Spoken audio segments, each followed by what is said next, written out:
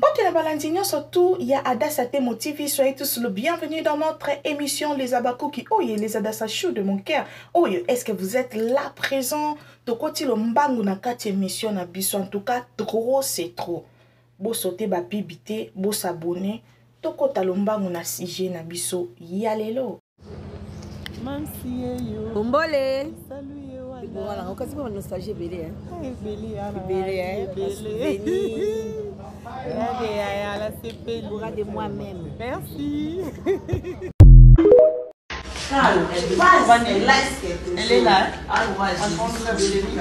La maman de Babakouk. Toujours.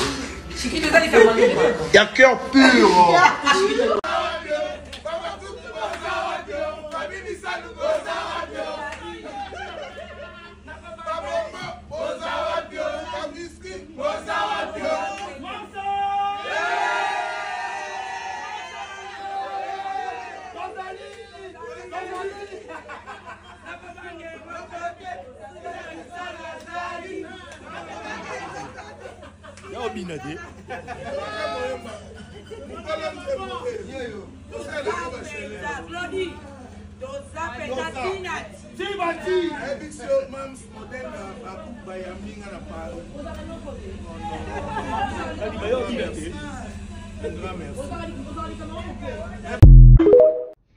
Omoni bango bako vimba mitema parce que mutema mabele ki bango tango ba otala yo balobi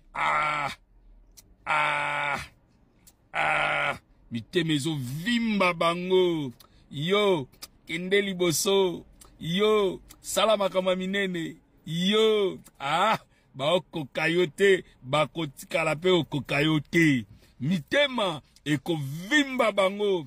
Yo avancez, avancez, avancez. Kende liboso. Ozalikolo, bango, bako vimba mitema.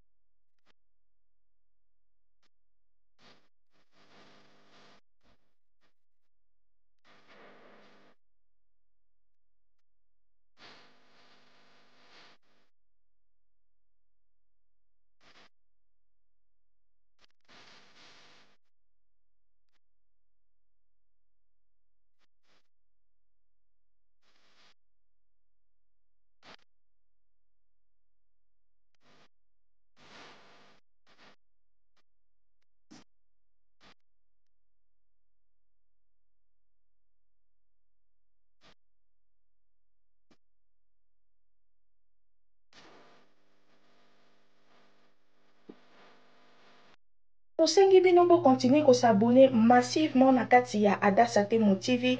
Boso taraba pib na bisote, s'il vous plaît les abakouk, mama Adasa yaka kolele la binote, botinde la ngambongo, bo pesa ngabo, bo songisa ngabo, non, eloko na osenga bino les abakouk, les anges adorables de notre maman.